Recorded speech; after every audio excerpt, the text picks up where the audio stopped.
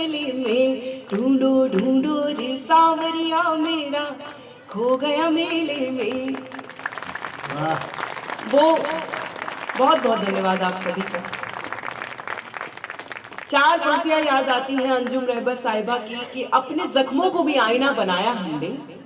हम हास्य कभी आपके सामने क्या करते हैं, अपने जख्मों को भी आईना बनाया हमने, आपको हंसता हुआ चेहरा दिखाने के लिए। इतना आसान नहीं खुद का तमाशा करना, कलेजा चाहिए औरों को हंसाने के लिए। बहुत अच्छी बात, सही बात। मैं 8 साल की थी तब से कविताएं लिखती, और तब से अब तक के जीवन में माँ सरस्वती ने जो सबसे खूबसूरत 4 पंक्तियां मेरी झोली में मुझे सौंपी हैं, वो आपके आंगन में आपको सौंपना चाहती हूँ। क्या बात है, स्वागत है। भारत की संस्कृति परम पुनीता बचा लो, भारत की संस्कृति परम पुनीता बचा लो, कर्मों की अदालत में अपनी गीता बचा लो। मंदिर तो धूमधाम से बना लिया अब तो, मंदिर तो धूमधाम से बना लिया हमने, कलयुग के रावणों से अपनी सीता बचा लो, कलयुग के रावणों से अपनी सीता बचा लो।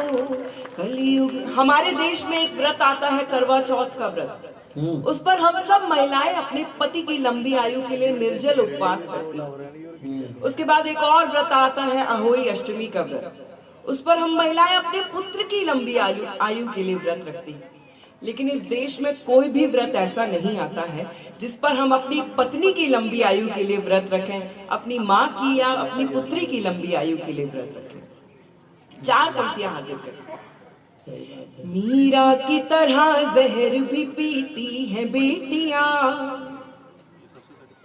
मीरा की तरह जहर भी पीती है बेटियां, रिश्तों के धागे टूटे तो सीती है बेटियां, बेटी के नाम पर कोई उपवास नहीं है, बिटिया के नाम पर कोई उपवास नहीं है, फिर भी तो पूरी उम्र को जीती है बेटियां, फिर भी तो पूरी उम्र को जीती है बेटियां, फिर भी तो पूरी उम्र को जीती है। जो हम हमेशा ये बातें करते हैं कि हमारे सैनिकों ने हमारे देश की रक्षा के लिए अपने प्राणों की आहुति दी, लेकिन उस बलिदान के पीछे एक और बहुत बड़ा बलिदान छिपा होता है। जो कुछ भी दिया है सदा भरपूर दिया है, सरहद को अपनी आंखों का ही नूर दिया है, एहसान उसका कोई भला क्या चुकाएगा, एहसान उसका कोई भला क्या चुकाएगा, जिस नारी ने इस मुल्क को सिंदूर दिया है, जिस नारी ने इस मुल्क को। आप लोगों को अच्छी लग रही है मेरी कविताएं? तो आगे से पीछे तक एक बार जोरदार तालियां बजा दीजिए।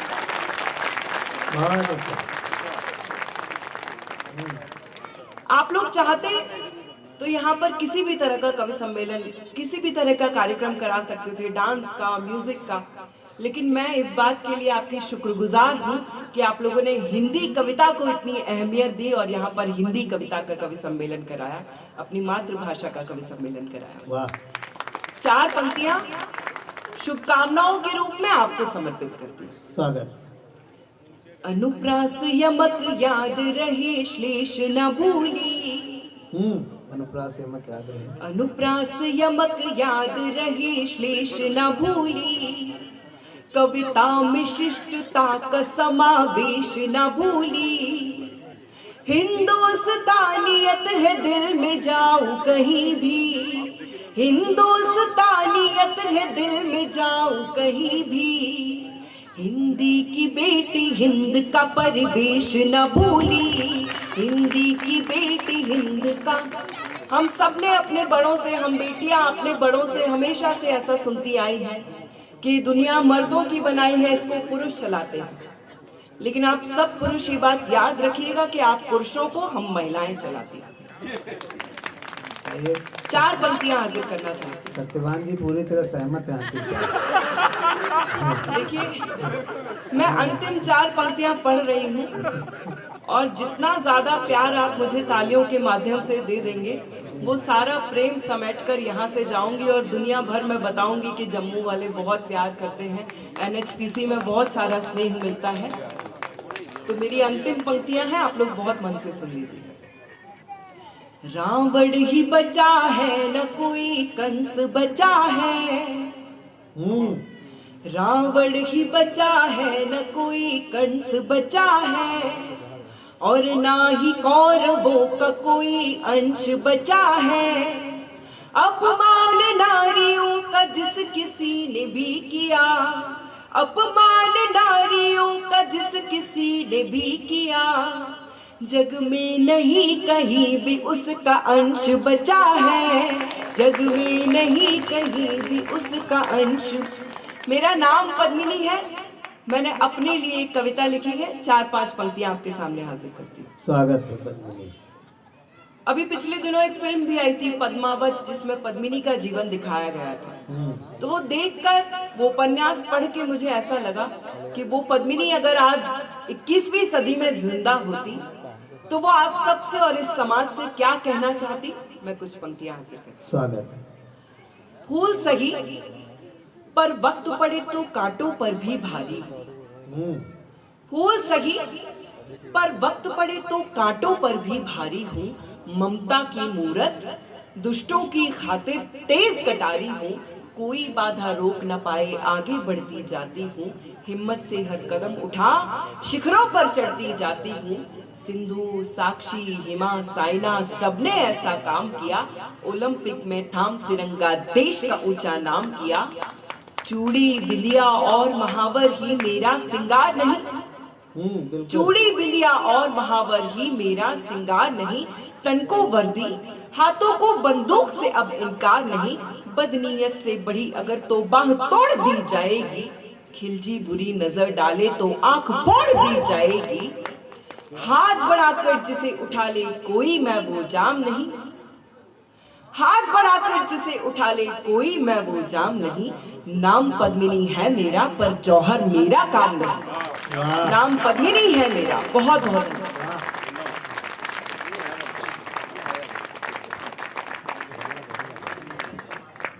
ये कलयुग की पद्मिनी थी, एक बार जोरदार तालियां बजाइए। वो एक पद्मिनी थी जो जौहर व्रत करके मर गई, और ये पद्मिनी है जो हम ही लोगों को जौहर में डालना चाहते हैं। पुरुषों सावधान, पुरुष जाति बहुत संकट में है। 4 कवियों पर एक कवयित्री, सत्यवान जी ने कहा भारी है, सत्यवान जी सत्यवान है, जो कहेंगे वो सच ही होगा। वो आप पे भारी होगी भैया, हम पे नहीं भारी आ रही है।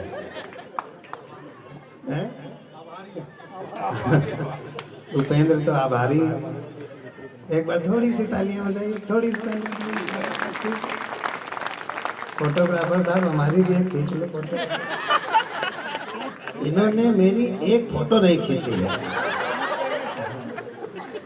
अच्छा ठीक ही कह रही खींची। मुझे घटना याद आई, 7-8 साल पुरानी है। गजेंद्र और हम लोग 2-3 कवि सम्मेलनों की सीरीज में गए थे झारखंड। तो वहाँ जो है धनबाद में जब कवि सम्मेलन हुआ, उसके अगले दिन बोकारो में होना था और उसके बाद टाटा नगर में होना था। तो जब उसमें धनबाद में कवि सम्मेलन हुआ, सवेरे अखबार आया तो उसमें मेरी कविता पढ़ते हुए फोटो छपी हुई थी, और जो 3-4 कवि थे उनके पीछे बैठे हुए, कोई मतलब बहुत बेकार टाइप की उनकी अपीयरेंस थी। तो सब अंदर अंदर मेरे ऊपर बहुत गुस्साए होंगे, तो जले होंगे, लेकिन ऊपर से खुश होते हुए बोले कि सर्वेश तुम्हारी फोटो छपी, बहुत बधाई हो। गजेंद्र ने भी कहा हाँ दद्दू तुम्हारी फोटो छपी, बधाई हो। हमने कहा हाँ बहुत बहुत धन्यवाद। बोले ऐसे नहीं चलेगा, मिठाई खिलाओ, तुम्हारी फोटो छपी। हमने कहा बिल्कुल खिलाएंगे और हम खुद लेने जाएंगे। बिल्कुल सच्ची घटना, भगवान कसम सच्ची घटना, तो बिल्कुल झूठ आज तक बोला ही नहीं है, तो कभी नहीं बोला। तो हमने कहा हम खुद लेने जाएंगे। तो हमने कहा क्या कहोगे, तो गजेंद्र बोले कि दद्दू जलेबी खाएंगे। तो हम खुद गए, बिल्कुल सच्ची घटना। तो वहाँ हलवाई की दुकान पे पहुँचे, मेरे आगे एक लड़की खड़ी थी 24-25 साल की, मैं उससे बड़ा था, तो मैं उसी पर नज़र रखे हुए था। नहीं, गलत मत समझिए, मैं बड़ा था तो छोटों पर नजर रखनी चाहिए, इसलिए मैं उसको देख रहा था। उसने 100 ग्राम जलेबी खरीदी। मैंने देखा हलवाई ने अखबार के उसी टुकड़े को फाड़ के उस पे उसको जलेबी दी जिसपे मेरी फोटो छपी हुई थी। बिल्कुल सच्ची घटना, भगवान के सब सच्ची घटना। अब उस लड़की ने वहीं पर जलेबी खा ली और कागज को फेंक दिया। मैं देख रहा हूँ, दूर एक कुत्ता खड़ा था। उस कुत्ते ने उस अखबार को देखा, फिर मेरी तरफ देखा, फिर अखबार की तरफ देखा, फिर मेरी तरफ देखा, और अगले पल में देख रहा था मेरा मुंह कुत्ता चाट रहा। तो भैया हमारी फोटो न छापना। ये जब मुस्कुराहटे हैं, यही अच्छी मुस्कुराहटें होती हैं। तो डीसी साहब चले गए, कवि सम्मेलन था, गजेंद्र कविता पढ़ रहे थे, सामने डीएम साहब अपनी पत्नी के साथ आए हुए थे। इतना बढ़िया पढ़ते हैं गजेंद्र प्रियांशु की डीएम साहब की पत्नी भूल गई कि बगल में कौन बैठा, उनके ऐसे पैर पे हाथ मारा, बोली भाई साहब मजा आ गया। तो डीएम साहब अचकचा गए, बोले हाँ बहन जी ठीक कह रही हैं आप। तो कविता ये होती है जब आपको एहसास ही ना होने दे कि क्या हो रहा है, देखो खींचने लगा हमारी फोटो, है ना, एहसास ही ना होने दे कब और कितना टाइम बीत जाए ये भी न पता चले। ये कविता होती है जो आपके दिल को अपने साथ मिला ले। गीत क्या है? गीत कुछ नहीं है, सिर्फ आपकी भावनाओं का सौंदर्यीकरण करते हुए शब्दों के साथ जोड़ करके उसको ढालने का ट्रांसलेशन है। जो आपकी फीलिंग्स हैं उनको पोएट्री के साथ ढालना गीत कहा जाता है। जब उसमें स्वर डाल दिया जाता है तो अद्भुत हो जाता है।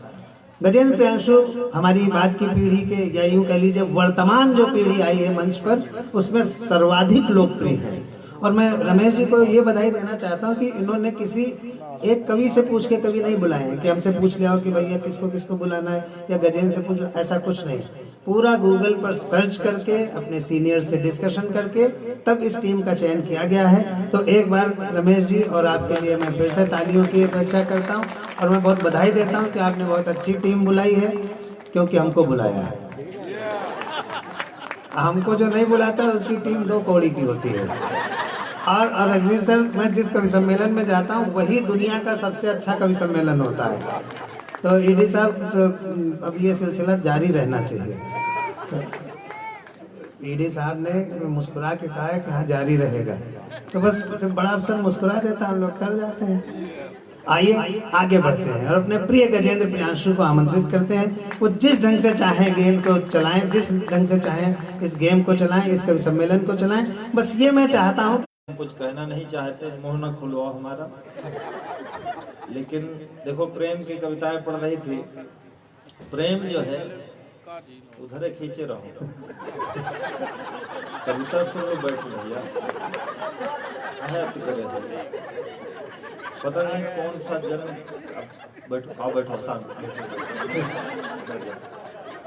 पिछले जन्म में पता नहीं क्या किया कि कैमरा चला रहे हो, अभी इस जन्म में कविता सुन लोगे तो अगली जन्म में हो सकता है कि कुछ और प्रमोशन हो जाएगा, जहाज चलाने लगो, परिवर्तन हो जाएगा। चलिए आइए मैं आपको सुनाता हूँ। देखिए हिंदी कविता में भक्ति काल हिंदी का सर्वोत्तम काल माना जाता है। जितना भी हिंदी लिखी गई है, हिंदी साहित्य लिखा गया, भक्ति काल सर्वश्रेष्ठ साहित्य माना जाता है। भक्ति काल की 2 शाखाएं हुई, सगुण और निर्गुण की। सगुण में ईश्वर का अवतार माना जाता है, निर्गुण में ईश्वर को निराकार माना गया। निर्गुण की 2 शाखाएं हैं, ज्ञानाश्रय और प्रेमाश्रय। तो प्रेमाश्रय शाखा के जो कवि हैं उनका मानना है कि आत्मा परमात्मा से अलग हुई है और आत्मा परमात्मा का विछोह जो है यही जीवन है, और जिस दिन ये मिलन हो जाता है उस दिन व्यक्ति को मोक्ष मिल जाता है, ये ऐसा माना जाता है। हमारा पूरा साहित्य इससे भरा है। मलिक मोहम्मद जायसी एक हैं जिन्होंने लिखा है पद्मावत महाकाव्य, जिसका जिक्र आदरणीय पद्मिनी जी कर रहे थे। उसमें उन्होंने राजा रत्न सेन सिंघल देव चला जाता है, उसकी पत्नी नागमती घर में बहुत व्यथित है, तो वो लिखते हैं नागमती चितौर पथहेरा, पिय जो गए पुन कीन्ह न फेरा, नागर काव नारी बसपरा, सोर मोई पिय मोसोहरा। वो कहती है कि राजा रत्नसेन किसी चतुर स्त्री के चक्कर में पड़ गया है और वो मेरे पति को वापस आने नहीं दे रहा है।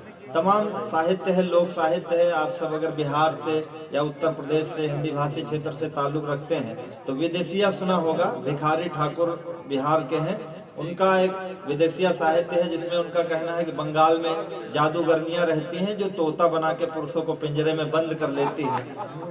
वो आपने सुना होगा, बेरिया के बेरिया में बरजी बलमुआ हो मत जा पूर्ववा के देश, पूर्व के दशवा में बारी बंगलिनिया, जदुआ से मरी है शरीर, जदुआ चलाए तो है सुगना बनी है, रख लिया है लोहे के पिंजरवा बलमुआ मत जा पूर्ववा के देश।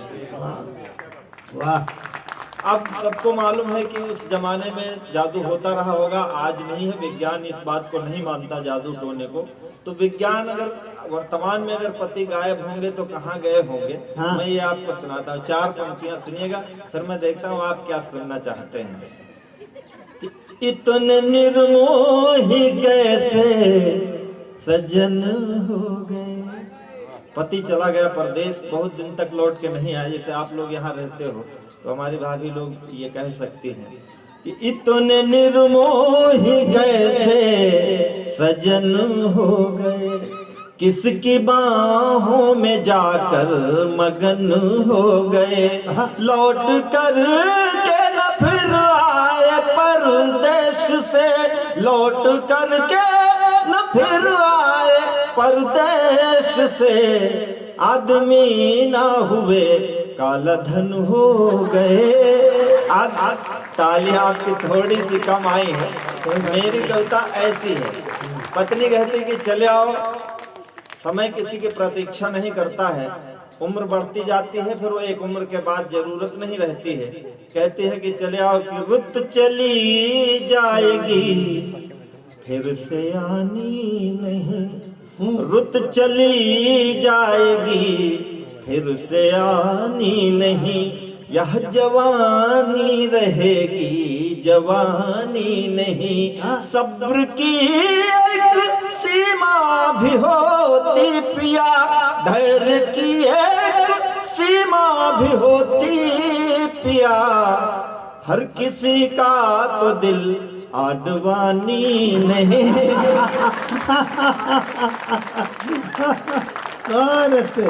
बहुत अच्छा सुन रहे हैं आप, बस ऐसे सुनिएगा। हम कहते कुछ और हैं और आपको समझ में कुछ और आएगा। हालांकि हम कहते वही जो आप समझ रहे हैं, लेकिन उस तरह नहीं कहते कि आप समझ जाए। तो कहते चले और ना मैं भी पार्टी बदल लूंगी, क्योंकि जैसा देश में परिवर्तन हो रहा है वैसा जैसा देश वैसा वेश। तो वेश कैसा होगा कि कल थे असफल जो अब वे सफल हो गए, कल जो असफल थे अब वे सफल हो गए, अपना दल दल बदल हो गए, इस तरह हो गई उन पे भगवत कृपा। भगवा नहीं है, भगवत कृपा है ना। आप भगवा भी समझ सकते हो, चल जाएगा कि कल थे असफल जो अब वे सफल हो गए, अपना दल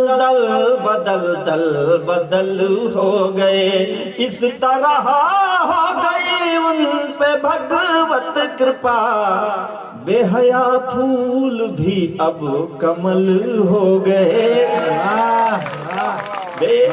छुपा के कहा भाई। पीछे के लोग थोड़ा सा देखो क्या है, आप पूरी दुनिया को ऊर्जा देते हैं और ऐसा ना हो कि हम यहाँ अपनी ऊर्जा देके चले जाएं। तो थोड़ा सा वरना क्या कि रोह न पाया रुआसा चला जाऊंगा, रो न पाया रुआसा चला जाऊंगा, पढ़ के नयनों की भाषा चला जाऊंगा, आज भी हाथ यदि ना खुले आपके, आज भी हाथ यदि ना खुले आपके, तो मैं पनघट से प्यासा चला जाऊंगा। बहुत अच्छे, वाह वाह वाह वाह वाह वाह वाह वाह। अब अभी आगे सुनते जाओ, समय कम है। हम देखो कवि लोग हैं, बहुत स्वाभिमानी होते हैं। हमें आप पैसे भले न दो, लेकिन अगर हमारी कविता आप नहीं सुनोगे तो हमें अपमान सा फील होता। गोस्वामी तुलसीदास जी को उनकी पत्नी ने एक बात कह दी थी बेचारे पूरे जीवन छोड़ के चले गए। तो ऐसा ना हो कि हमको कवि सम्मेलन से, क्योंकि हम तो एक तो जाति से राजपूत हैं, दूसरे कवि हैं, एक तो बाघ हैं, दूसरे बंदूक लिए हैं, ये समझ जाओ। आपको कविता सुनने की प्यास है तो हमको तालियों की प्यास है, वरना क्या है कि हम दोनों का जब ये ताली और प्यास मिलेगी तो प्यास जब तक हम अभी सुनाना शुरू नहीं किए, अभी तो आपको अपनी तरफ मोड़ रहे हैं। सही बात है कि प्यास जब तक अधर से नहीं जाएगी, मेरी कविता भी सावन नहीं गाएगी। रस्सियों से रहा है मेरा वास्ता, रस्सियों से रहा है मेरा वास्ता, जल भी जाऊं तो ऐठन नहीं जाएगी।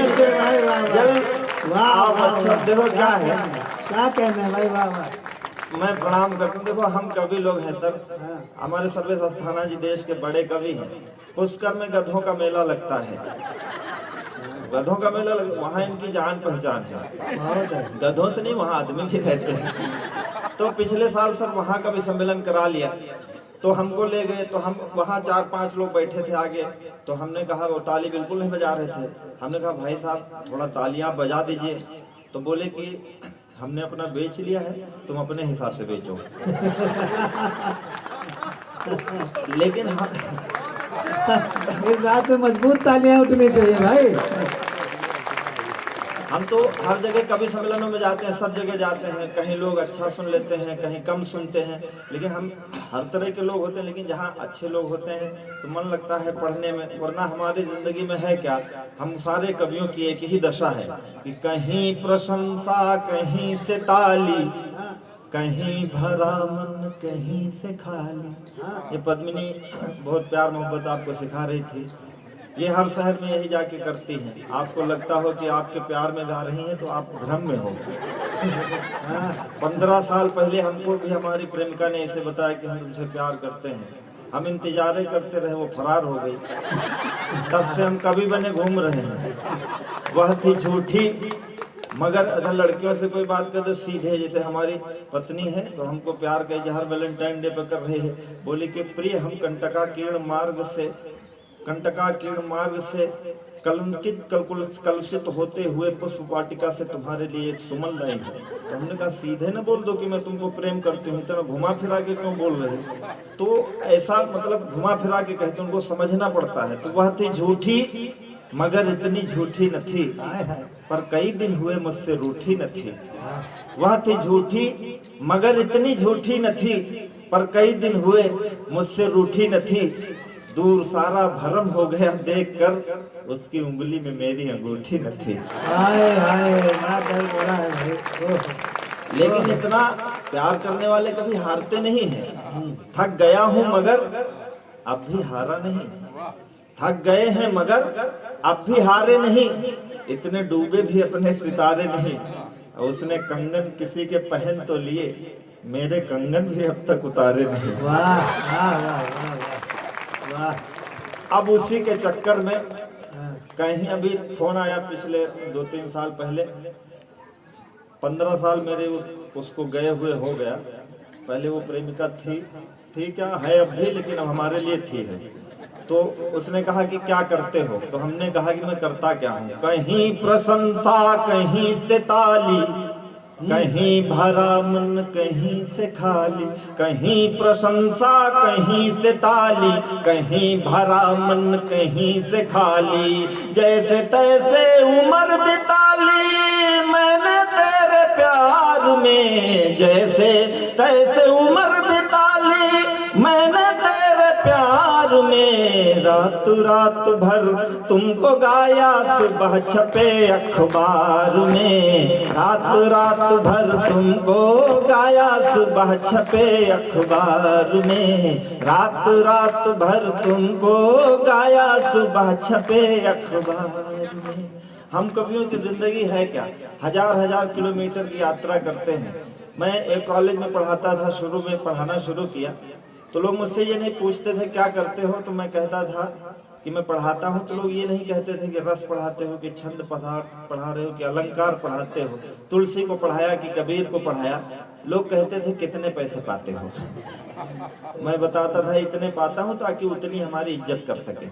आज जब सबको मालूम है कि मैं आप सबकी मोहब्बत में सबकी मोहब्बत मिलती है, तो तमाम रिश्तेदार ऐसे पैदा हो गए जिनको मैं कभी, मेरे माँ बाप ने जिनकी शक्लें नहीं देखी कभी। आपकी जिंदगी में भी घटी हो तो मेरी जिंदगी की ये 2 पंक्तियां आप ले जाना अपने साथ। दादा सुनिए। हाँ स्वागत। कि रात रात भर तुमको गाया, सुबह छपे अखबार में, पाँव बेच कर सफर खरीदे, सफर बेच कर राहें, पाँव बेच कर सफर खरीदे, सफर बेच कर राहें। जब मैं खुद को बेच चुका तो सबकी पड़ी निगाहें, पाँव बेच कर सफर खरीदे, सफर बेच कर राहें। जब मैं खुद को बेच चुका तो सबकी पड़ी निगाहें। नींद बेच कर सपन खरीदे, सपने बेच तबाही, कागज बेचे कलम खरीदी, कलम बेच कर स्याही। जीवन कई रंग में रंगा, जीवन कई रंग में रंगा, रंगों के व्यापार में रात रात भर तुमको गाया, सुबह छपे अखबार में, रात रात भर तुमको गाया, सुबह छप। बहुत अच्छी आप तालियां बजा रहे हैं, मैं बहुत बहुत आभारी हूँ आपका। आपकी ये तालियां हमारे लिए करती क्या है? कुछ गीतों से चित्र बनाए, कुछ गीतों से रास रचाली, पन घट घूमे लेकिन अब तक अपनी प्यास बचाली। कुछ गीतों में हम खोए तो कुछ में दुनिया खोई, कुछ गीतों में हम रोए तो संग संग दुनिया रोई। और एक पंक्ति पूरे कवि सम्मेलन की सार्थकता हो तो मुझे आपका आशीर्वाद मिले, मैं प्रशंसा की तालियां नहीं मांगता। बढ़िया। कुछ गीतों में हम रोए तो संग संग दुनिया रोई। अब मुस्काने बेच रहा मैं, अब मुस्काने बेच रहा मैं, आंसू के बाजार में। रात रात भर तुमको गाया, सुबह छपे अखबार में, रात रात भर तुमको गाया, सुबह छपे अखबार में। मैंने उससे कहा, उसने कहा कि तुम क्या करते हो? तो मैंने कहा कि मैं ये करता हूँ। मैंने उससे पूछा, तुम बोलो तुमने जीवन में क्या खोया क्या पाया? अद्भुत। कॉलेज के दिनों में आप होते हैं, रहे होंगे। वर्तमान में अगर कोई आपका बिछड़ा हुआ साथी मिलता है तो जो महसूस होता है उसको महसूस कीजिएगा कि तुम बोलो तुमने जीवन में क्या खोया क्या पाया। कौन पराया अपना हो गया, अपना कौन पराया। तुम बोलो तुमने जीवन में क्या खोया क्या पाया। कौन पराया अपना हो गया, अपना कौन पराया। कौन फूल डाली से टूटा, कौन खिला मधुबन में। कौन फूल डाली से टूटा, कौन खिला मधुबन में। किसके कंगन पहन के निकली हो पहले सावन में। किस खुशबू से महक रही हो, किस खुशबू से महक रही हो इस निष्ठुर संसार में। रात रात भर तुमको गाया, सुबह छपे अखबार में। रात रात भर तुमको गाया, सुबह छपे अखबार। बहुत अच्छा सुन रहे हैं आप। पद्मिनी जी बहुत कुछ कह गए हम पुरुषों के लिए। हम कुछ कहते नहीं, हमारी भी एक पत्नी है। नहीं एक है, अभी भविष्य किसने देखा है। सही बात। कोई अभी मरे थोड़े जा रहे हैं। क्या बात। तो हमारी पत्नी ने हमसे कहा, जब हमारा पहली बार विवाह हुआ, पहली बार ही आपका भी हुआ है, दोबारा भी हो सकता है। जब होता है 80 साल में लोग यहाँ सांस्कृतिक कार्यक्रम कर रहे हैं। तो हम लोग तो अभी अभी हमारी उम्र कितनी है, अभी तो आधे भी नहीं हुई है। भविष्य किसी ने देखा नहीं, आपने देखा हो तो आप एक मान लो, हमने नहीं देखा अपना। तो हमारी पत्नी ने कहा सर कि हमारी सुंदरता में कुछ कहिए, हमने सुना कि आप कवि हो, तो हमने कहा हाँ, तो कही कि हमारी सुंदरता में कुछ कहिए। तो पहले के जो कवि होते थे, वाल्मीकि जी हो गए, गोस्वामी तुलसीदास जी, कालिदास जी, उनकी नायिकाएं पनघट पे गागर लेके चलती थी, तो उनको बालों में बादल दिखते थे, चाल में हिरनी दिखती थी, गालों में गुलाब दिखते थे। हमारे जमाने की नायिकाएं डैमेज जीन्स पहन के बियर लेके चलती हैं।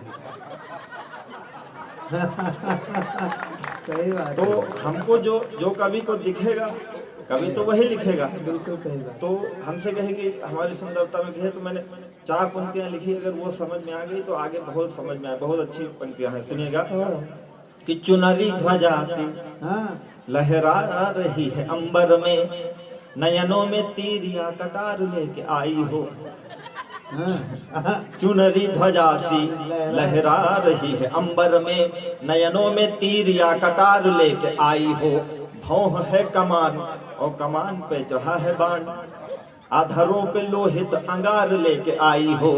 कामदेव को आप जानते होंगे, कामदेव यहीं रहते थे, गंधर्वों के सेनापति थे, आपको मालूम होगा। सहज भाषा में अगर समझना हो तो समझ लो कामदेव बाबा रामदेव के दुश्मन हैं। तालियां बजा दो जहां समझ में आ जाए। चाइन वाला तो आया है और किसी को आने कहाँ दे रहा है। आना तो बहुत लोग चाहते हैं, पर आता चाइन वाला है हमेशा। तो कहाँ थे, भूल गए हमें। चुनरी ध्वजा से तो बाबा रामदेव जैसे हैं, तो बाबा रामदेव कहते हैं योग करो, कामदेव कहते हैं भोग करो। हमारे प्राचीन साहित्य में कामदेव का बहुत जिक्र है। गोस्वामी जी ने भी कई बार जिक्र किया है, राम की तुलना की है। सूरदास जी ने तुलसी उनकी कृष्ण की तुलना काम से की है। तो कामदेव वो है कि चुनरी ध्वजा सी लहरा रही है अंबर में, नयनों में तीर या कटार लेके आई हो। भौं है कमान और कमान पे चढ़ा है बाण, अधरों पे लोहित अंगार लेके आई हो। कामदेव की उपासना का परिणाम हो कि रति हो कि कोई अवतार लेके आई हो। अगली पंक्ति पे आपकी तालियां मिले मुझे सही वर्णन हुआ हो तो, कि कामदेव की उपासना का परिणाम हो कि रति हो या कोई अवतार लेके आई हो। और मेरे दिल का अभेद्य दुर्ग जीतने का कोई शस्त्र हो कि पूरा शस्त्रागार लेके आई हो। वाह वाह वाह वाह वाह वाह वाह गजेंद्र, आप बहुत अच्छा समझ रहे हैं। तो पहले के कवि लिखते थे 100 साल पहले हमें तुमसे प्यार था, आज भी है कल भी रहेगा। तो झूठ, 300 साल कौन जिंदा रहेगा तो इतने देर प्यार। 100 साल पहले था, है और फिर रहेगा, तो क्या भूत प्यार करेगा। हमारा इतना लंबा नहीं है, हमारा बहुत शॉर्ट में है कि चंचल नयन से अचंचल हुआ है मन, चंचला नयन से नयन भरमावो ना। मन है अधीर हुआ घायल शरीर, मार नयनों के तीर इसे और तरसावो ना। आओ तो चली ही आओ, जाओ तो चली ही जाओ, जाकर न आओ या तो आकर के जाओ ना। देखो कविता केवल शब्दों का रख रखाव है, बस आप उतने ही शब्द, बहुत थोड़े शब्दों में कविता सुनना। आओ तो चली ही आओ, जाओ तो चली ही जाओ, जाकर न आओ या तो आकर के जाओ ना। आग लेके आओ या तो पानी लेके आओ, आग पानी दोनों लेके आग पानी में लगाओ ना। आग लेके आओ। बहुत अच्छा सुन रहे आप। स्त्रियों को इस बात का गर्व है कि पुरुषों को नचाती हैं, पुरुषों को ये करती हैं, पुरुषों को वो। हम सोचो, हम पुरुष तो आप कितने भी खूबसूरत हो, हम पुरुष अगर आंखें बंद कर लें अपनी, तो आपकी करोड़ों की सुंदरता मिट्टी में मिल जाएगी 2 मिनट में। बात सही है, देखो इस बात पे बजी तालियां। देखो आप कितने अरबों खरबों रुपए आपने लगाए हैं उसमें पावर स्टेशन में, और हम आंखें बंद करके जाते चले आते, सारे पैसे बेकार हो जाते। देखना का मतलब आपके पास अगर सुंदरता है तो हमको भी इस बात का गर्व है कि हमारे पास आंखें हैं, हम जिस दिन चाहे घुमा लें।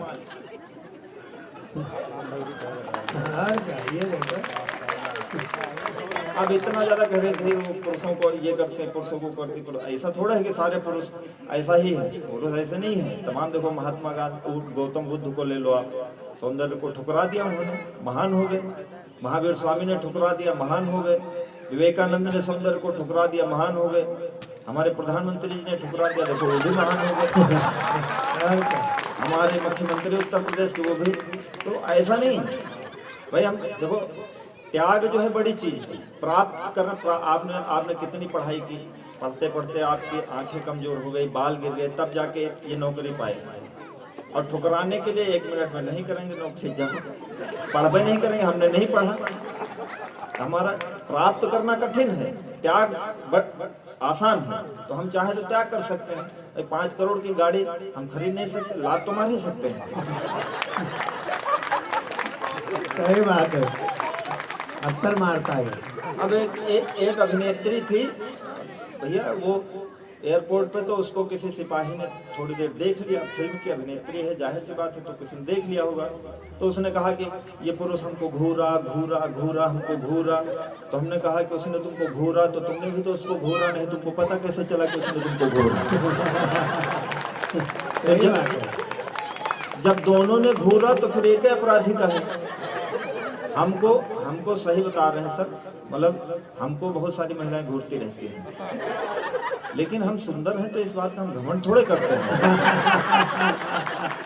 सही बात भाई, हमको भगवान ने सुंदर बनाया है तो हम घमंड क्यों करें? हम देखने वाले हैं तो लोग हमको देखते हैं, तो इस पर इसको गर्व होना चाहिए। वरना क्या है कि डगर डगर कदम कदम पर रूप। अब किसी महिला की तरफ 2 मिनट देख लो तो हमको घूर रहा था, हमको घूर रहा था। ऐसा थोड़े कि हर व्यक्ति की गलत निगाह ही हो। भाई, सुंदर चीजें सब देखते हैं, इसीलिए सुंदरता बनाई गई है ताकि आंखें देखें। अगर देखें ना तो सुंदरता की कीमत ही नहीं है। बिल्कुल सही। तो हम ये कहते डगर डगर कदम कदम पर रूप ने छला मुझे, मैं आदमी भला हूँ, तुमने समझा मन चला मुझे। अब हमारा स्वाभिमान जाग गया तो ये माना रूप तेरा सारे मुल्क का शबाब है, तो दिल मेरा भी कम नहीं है, लखनवी नवाब है। हाय हाय, जिंदाबाद जिंदाबाद। तुम्हारे पास रूप है तो दृष्टि मेरे पास है। अब आप कविता समझ रहे, मैं इशारों में कह रहा हूँ। तुम्हारे पास रूप है तो दृष्टि मेरे पास है। नदी तुम्हारा मोल बस मेरे अधर की प्यास है। क्या बात है भाई, वाह वाह वाह वाह वाह वाह। कल से हमारी प्यास बुझ जाए तो नदी में चाहे बिस्लेरी बहे चाहे किनले बहे, अपन को पानी नहीं पीना तो क्या करो? क्या मतलब? और क्या? तो हमारी इच्छाओं का सम्मान करो, मतलब इस तरह अपमानित ना करो कि हम पुरुषों को नचाते हैं, चलाते हैं, दौड़ाते हैं। मतलब हम विनम्र हैं, हम सहज हैं। सच में बता रहे हैं चौबे सर, हमारी पत्नी हमारी बहनों को फूटी आंख नहीं देखती, हम उसकी सारी बहनों को प्यार करते हैं। हमें क्या आप सब भी करते हैं? बल्कि पत्नी की बहनों से ही करते हैं। और उन बहनों ने पूरे गांव की बहनों से प्यार करते हैं। ये हमारी सहृदयता है। और हमारी पत्नी मतलब हमारी बहनों देख के जलती है। मतलब ये स्वाभाविक प्रवृत्ति है, ये अभिमान है। ऐसा घमंड नहीं करना चाहिए। तुम्हारे पास रूप है तो दृष्टि मेरे पास है। नदी तुम्हारा मोल बस मेरे अधर की प्यास है। बस एक इतना भेद है, युगों युगों से खेद है। इधर कटीली देह है, उधर बदन गुलाब है। ये दिल मेरा भी कम नहीं है, लखनवी नवाब है। सुंदर नहीं, बस सच है ये सुंदर, इसमें कुछ नहीं। हम सच, हमारी बात को कोई मतलब काट के दिखा दे। कह रहे थे कि व्रत नहीं रखते हैं पुरुष। नवरात्रि किसके लिए व्रत रखते हैं? इनके लिए रखते हैं। हम पुरुषों के लिए एक व्रत है शिवरात्रि, उसमें भी धतूरा चढ़ा दो, भांग चढ़ा दो। मतलब हद है, बहुत बेइज्जती। इतना हम अपमानित हैं। सही बात है। आज चलो ना कितना- प्रोत्साहित करें। मोदी जी आए, जब मोदी जी की सरकार बनी तो उनका नारा था कि आत्मनिर्भर बनो। तो मेरी समझ में आया, आज तक इतनी कवियत्रियां हुई हैं, किसी ने पुरुष की सुंदरता में नहीं लिखा कि हमारे पति की मूछें झाड़ू जैसी, टांगे बगुले जैसी, उल्टी सीधी उपमाएं दे देती। नहीं दिया। हम कवियों ने थोबड़ों को भी चंद्रमा लिखा। सही बात है, लिख ही रहे हैं, अभी भी लिख रहे हैं। अभी भी लिख रहे हैं। तो जब मोदी जी आए तो बोले आत्मनिर्भर बनो। बस मेरी समझ में आ गया मुझे क्या करना है। हम अपनी सुंदरता में खुद लिखेंगे। हाँ अपनी पे आ गए तो हाँ आंख ना मिला सकोगी, आंख जो मिलेगी तो मिलाई नहीं जाएगी। वाह, ये पुरुष स्वाभिमान की कविता है। क्या इधर तपस्या। नारी विमर्श का साहित्य लिखा गया पूरे देश में, पूरी दुनिया में, कि नारी पीड़ित है और पीड़ित सच में पुरुष है। अब यहाँ एनटीपीसी में इतने लोग हंस मुस्कुरा रहे हैं क्योंकि इनके परिवार नहीं रहता है यहाँ साथ में, और जिनके परिवार हाँ एनएचपीसी में और जिनके परिवार साथ में बेचारे मुस्कुराते भी हैं तो पत्नी की तरफ देख के मुस्कुराते हैं कि कहीं ज्यादा ना मुस्कुरा दे तो वो घर में डांटे। कल मैंने सर को यही बताया था, हम दुनिया में चाहे जितने बड़े सूरमा हो जाए पत्नी के सामने दुम दबाए ही रहते हैं। बस ये है हम अपने को जानते नहीं। विवेकानंद ने कहा अपने को जानो, अपने को जानो मतलब अपने को पहचानो। अपनी पे आ गए तो आंख ना मिला सकोगी, आंख जो मिलेगी तो मिलाई नहीं जाएगी। पुतरी फिरेगी नहीं, पलक गिरेगी नहीं, गिर जो गई कहीं उठाई नहीं जाएगी। आंख से मिली जो आंख, आंख आंख ना रहेगी, आंख फिर आंख से हटाई नहीं जाएगी। और आंखों आंखों होगी बात, बात ना रहेगी बात, बात ऐसी होगी कि बताई नहीं जाएगी बात। अब अंतिम 4 पंक्तियां सुनना। हमारे सर्वेश अस्थाना जी देश के बहुत बड़े कवि हैं। बोले गजेंद्र जो ये तुम तर्क देते हो इसको अगर आध्यात्मिक ढंग से आप प्रस्तुत करोगे तभी आप इस बात को सिद्ध कर पाओगे।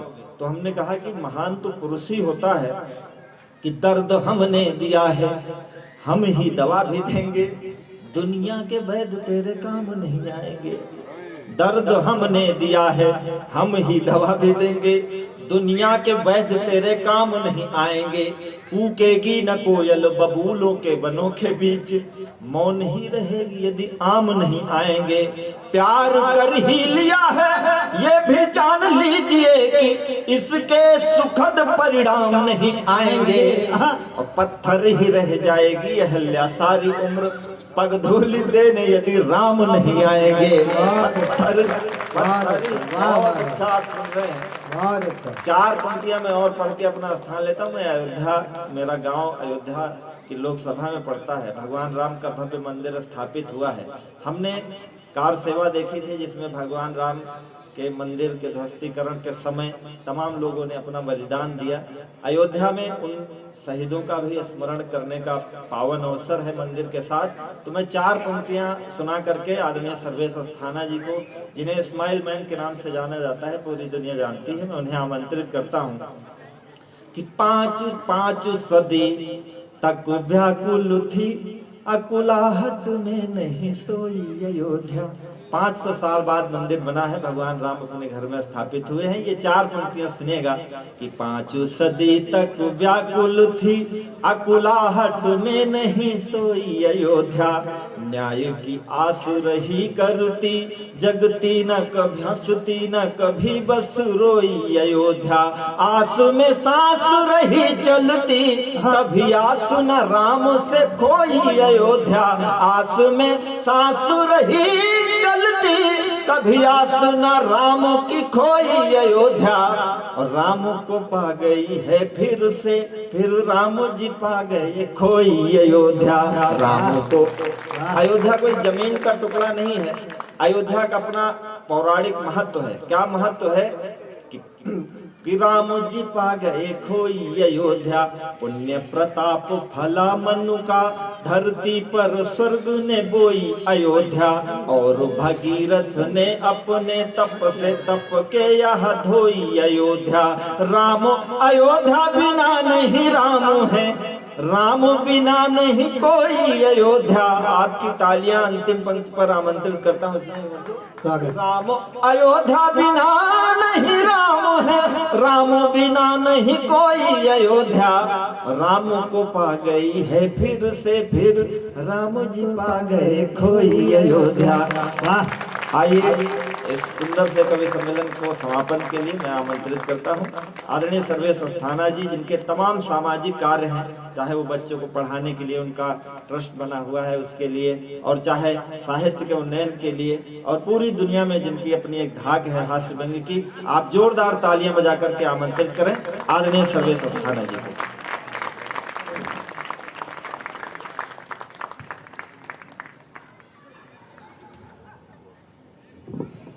बहुत बहुत धन्यवाद। अब मेरी असली घबराहट शुरू हुई है। जब तक संचालन करो तब तक तो कोई चिंता नहीं रहती है। जैसे कवि के रूप में आमंत्रित किया जाता है तो अंदर से घबराहट पैदा होती है कि पता नहीं क्या होगा। तो पहली बात तो आप गजेंद्र के लिए बहुत अच्छी सी तालियां सम्मान की बजाएं।